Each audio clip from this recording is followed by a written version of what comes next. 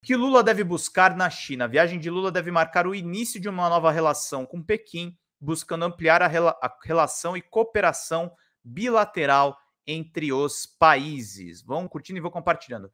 Texto da Ana Teresa Marra e do Jorge Romano. Vamos ver juntos aqui. Estamos em um novo momento de partida nas relações com a China.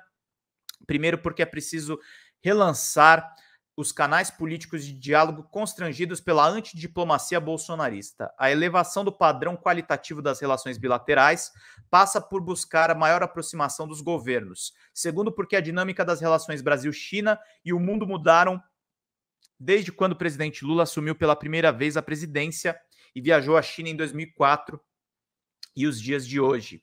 O Brasil de 2004 via a China como um país que proporcionaria uma diversificação das parcerias comerciais centradas nos Estados Unidos. Já o Brasil de 2023 vê Pequim como principal parceiro comercial, com um volume de comércio que é quase o dobro do que se tem do segundo parceiro.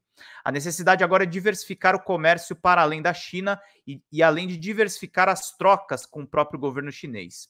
Centrada em torno de 3 commodities, soja, petróleo e minério de ferro, a pauta exportadora tem a sua dinâmica própria, puxada pela demanda chinesa e pelos preços internacionais, até cresceu nos últimos anos. Mas havia uma clara ausência de uma política consistente da China para a China que mirasse além do curto prazo e estivesse ligada a um projeto de desenvolvimento nacional, visando uma nova industrialização em bases tecnológicas e ambientais.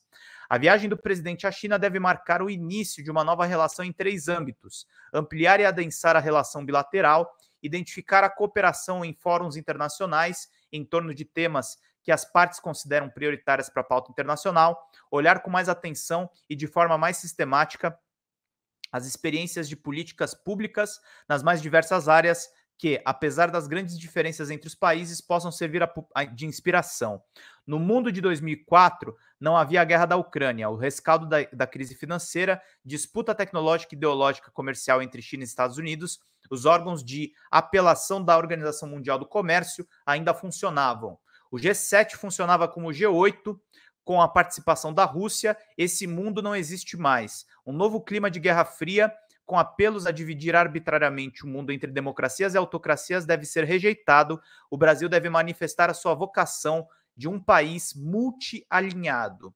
Diante disso, o que o Brasil deve buscar? Em termos bilaterais, é preciso encontrar um caminho para que a China contribua para o projeto de nova industrialização orientada para a digitalização e sustentabilidade do país, uma das metas do novo governo Lula.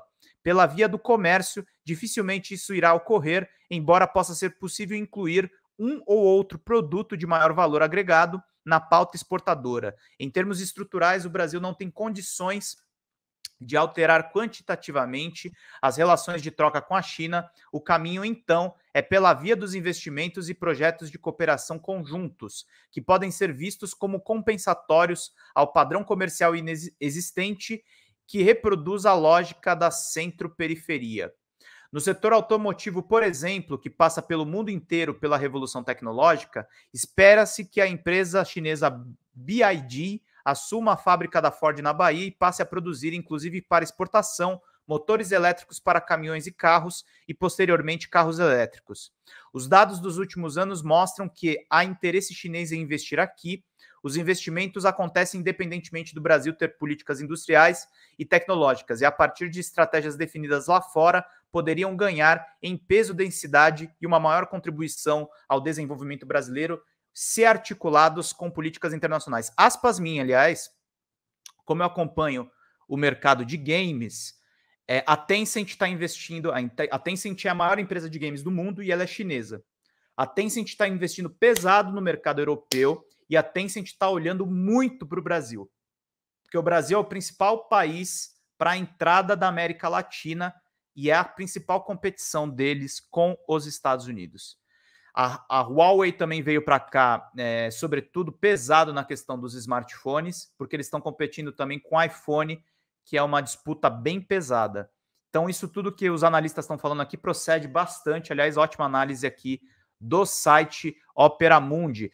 Há de se buscar mecanismos para estimular o direcionamento desses investimentos para setores identificados como prioritários e com capacidade de encadeamento para empresas e instituições de pesquisa nacionais.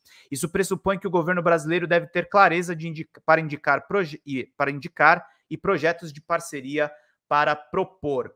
Para a relação Brasil-China aproveitar de seu potencial, é preciso uma sinergia grande entre a nova política industrial e a tecnológica e política externa, a exemplo do que foi articulado nos últimos anos pelo setor agroexportador. É preciso recursos não só de infraestrutura, mas também de investimentos que possibilitem a reinserção produtiva no Brasil. É o caso, por exemplo, do setor de semicondutores, o qual o país já se colocou como ator que quer contribuir para a cadeia de fornecimento. O governo está estudando o reavivamento do Centro Nacional de Tecnologia Eletrônica Avançado, CEITEC, estatal que pode ser uma porta de entrada para a atuação do Brasil no setor.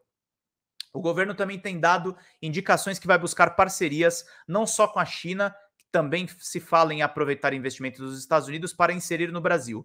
Outro aspecto em que se deve investir é no funcionamento de mecanismos das relações bilaterais que ficaram de lado ao longo dos últimos anos. É o Fundo Brasil-China de Cooperação para Expansão da Capacidade Produtiva, criado em 2015 com perspectiva de investir 20 bilhões de dólares. Nunca saiu do papel, mas poderia ser recuperado e operacionalizado de fato. O novo Banco de Desenvolvimento, o NBD, que vai contar com a presidência da ex-presidenta Dilma Rousseff, junto com a recuperação do papel do BNDES, pode atuar para a seleção de projetos e financiamento de iniciativas que envolvam os dois países e pode auxiliar para o desenvolvimento da estrutura produtiva, bem como para gerar tecnologia. Sobre esse último aspecto, o Brasil é um país central para a transição energética, potencial que pode ser explorado inclusive em termos de parcerias tecnológicas com empresas chinesas.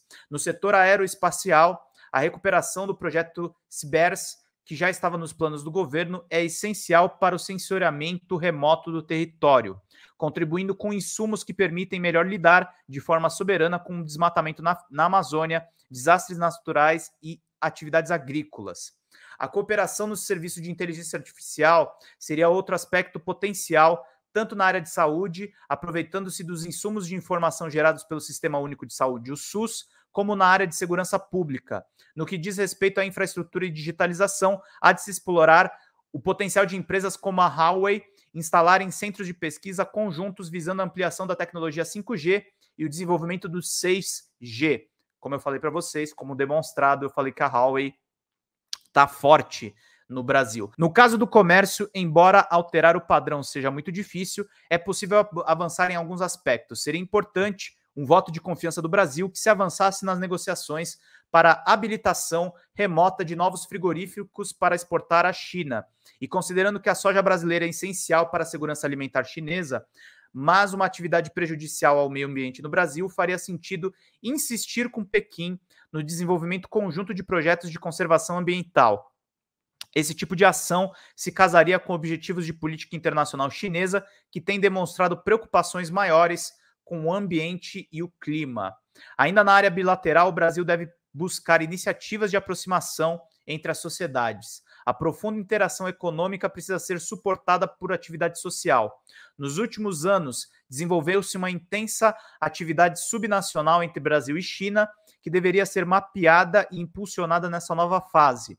Também a realização de intercâmbios culturais e educacionais, bem como a promoção da língua chinesa e institutos Confúcio poderia contribuir para aumentar o conhecimento nas sociedades sobre o outro país. É preciso investir no conhecimento mútuo e, nesse sentido, o Brasil deve comprometer-se a ampliar a sua capacidade de construir uma visão brasileira da China e de sua diversidade, visando o fortalecimento dos laços de confiança mútua e cooperação, a multiplicação das oportunidades para intercâmbios de estudantes, pesquisadores e profissionais em geral, bem como as oportunidades de contato com a língua e cultura chinesas nas universidades brasileiras, são elementos centrais nessa construção.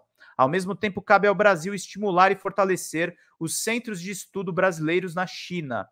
No lado multilateral, há linhas de atuação comuns a serem exploradas: o combate à fome, pobreza e miséria, a busca da segurança alimentar, a defesa do meio ambiente, a reforma de instituições internacionais e o ensejo em evitar uma nova regra fria e assegurar a Guerra Fria, na verdade, né? E assegurar que o emergente mundo multipolar seja saudável e contemple a diversidade são aspectos que os países podem explorar em declarações conjuntas e ações específicas dentro de organizações internacionais. Em particular, há um potencial de convergência de visão sobre a necessidade urgente de se buscar soluções pacíficas em relação à guerra da Ucrânia. Buscar ativamente, de forma ousada, o adensamento e o aprofundamento da relação com a China é parte da vocação de um país multialinhado do Brasil que não prejudica ou exclui o mesmo movimento com relação às outras potências econômicas. A Ana Tereza Marra é professora da Universidade Federal do ABC, doutora em Relações Internacionais pelo programa Santiago Dantas, Unesp, Unicamp e PUC São Paulo, e pesquisa temas relacionados às relações internacionais de China e Brasil e integra o Observatório de Política Externa e da Inserção Internacional do Brasil, a OPEB. Jorge Romano Schutt é professor de Relações Internacionais e Economia da Universidade Federal do ABC e membro do Observatório de Política Externa e Inserção Internacional do Brasil, também a OPEB. Muito bom esse artigo aqui, que faz um resumo das notícias e também efetivamente elenca o que o Lula pode levar de positivo nesse encontro com a China.